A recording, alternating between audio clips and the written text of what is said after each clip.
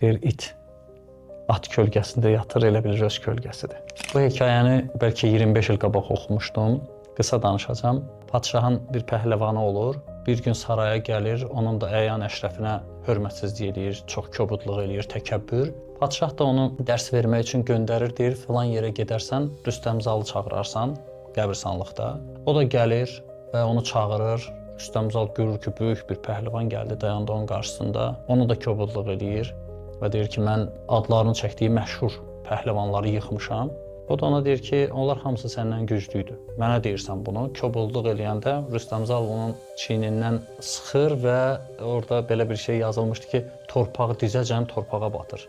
Və sonra görür ki, artıq bunun sümükləri qırılacaq və əlini çəkir. Nə qədər də istəsə çıxa bilmir onun əlindən və çönür yavaş-yavaş gedir. Onda pəhlivan qışqırır, dizaynalı pəhlivan, yadıma düşdü adı da.